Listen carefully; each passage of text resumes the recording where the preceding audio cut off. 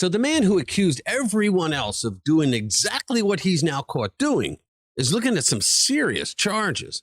We're going to get into the story of John Bolton, the self-styled national security tough guy who's now under indictment for mishandling classified information. We'll unpack how he pointed fingers at Donald Trump for the same crime and how the irony is just razor sharp on this one. But what you'll soon find out is that the very rules Bolton used against others now point straight back at him, and he could lose everything, including his freedom, because of it. Let's get into it. All right, guys, welcome back to RPW Media, where we expose the lies of the left and stand unapologetically with America first. So if you like our videos and you haven't done so already, you should become a subscriber to the channel. You can hit the notification bell and smack that like button because it helps us get our message out to a lot more people. We thank you. So let's talk about John Bolton, Mr. Mustache himself, the man who earned the title warmonger, and he wore it like a badge of honor. He's been picking fights with President Trump for years, stabbing his own team in the back whenever he had the chance. Now, finally, he's the one under fire. He's been indicted, right? The charges, mishandling and sharing classified information, the same exact crimes he spent years trying to pin on Trump.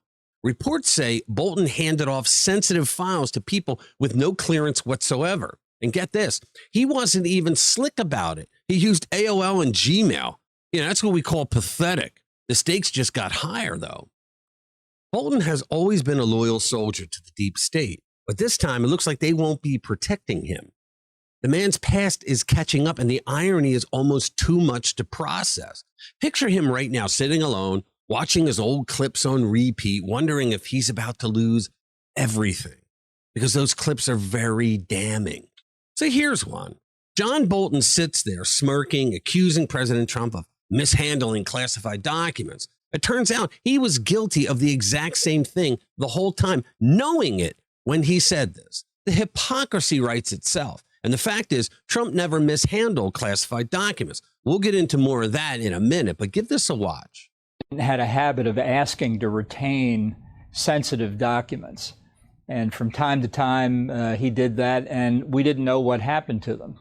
And it was always a concern that because he didn't really fully understand the risks to sources and methods Sure he did. And other dangers of revealing classified information, that it might get out to the wrong people. In order to point out what a bald-faced liar John Bolton is, let's back up a bit.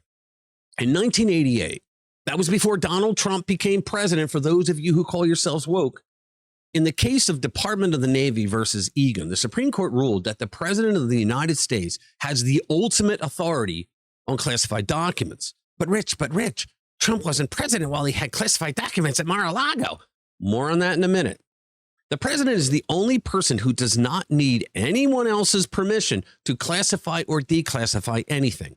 He can classify a ham sandwich if he wants to, and he can declassify it as well. I'm sure John Bolton was not the president when he took classified documents. John Bolton used to go on TV every single day and accuse President Trump of mishandling classified information. He has now been indicted for sending classified information over his personal email and keeping classified documents at his house. He was just indicted for that. The moment of reckoning is here. And let's not forget, Trump's case, it was tossed out, completely dismissed, because from day one, it was nothing more than bogus lawfare.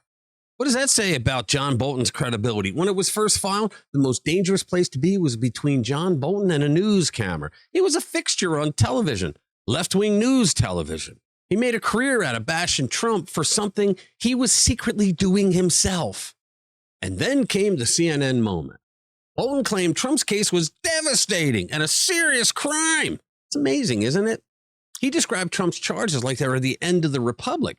Now those words apply directly to him. Give it a watch. We'll have to prove it. Then he has committed very serious crimes. This is a devastating indictment. I speak here as an alumnus of the Justice Department myself, because not only is it powerful, it's very narrowly tailored. They didn't throw everything up against the wall to see what would stick. This really is a rifle shot, and I think it should be the end of Donald Trump's political career. This is a serious crime. Devastating indictment. End of Trump's career. You know, that quote hung over him like a prophecy he fulfilled. So John Bolton, and let's face it, guys, it wasn't just Bolton. It was everybody on the left. They all ran around saying that Donald Trump violated the Espionage Act because he had classified documents at Mar-a-Lago when he wasn't president. Well, did you know that on January 19th, 2021, Donald Trump wrote a presidential memorandum stating that all of the documents that he had for Operation Crossfire Hurricane were declassified? Did you know that the National Archives and Records Administration never had a beef with Trump about documents up until Nancy Pelosi and Chuck Schumer allegedly told them to go after Trump for documents? This is background they should have known before running their mouths on national TV. Never fails. The loudest ones are the ones that virtue signal and scold us. The self-appointed moral authorities always turn out to be the dirtiest players in the game. Bolton spent years strutting around like he was the only adult in Washington, the serious national security guru guy. Now the adult in the room is staring at 180 years in prison. Serious? No. That's a full-blown catastrophe, and you're watching it unfold.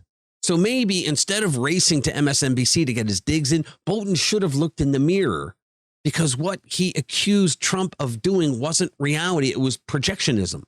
He learned well from the Democrats, and now the curtain has pulled back. Trump derangement syndrome has destroyed more careers in Washington than just about anything else. If half these people had taken a dose of PoliCalm, they might have saved themselves. So here's the deal. John Bolton built a career critiquing others for something he was secretly doing himself. The irony is brutal. Now he's indicted. Now he's under scrutiny. And the very same standards he applied to others are being applied to him, and he doesn't like it. But here's the bright upside for you. This kind of reckoning keeps our system honest. It reminds us that power and rhetoric aren't enough. Accountability matters. Stay sharp, stay informed, and let this story be a reminder to question the voices that shout the loudest. All right. Thank you for watching. I'll see you in the next one.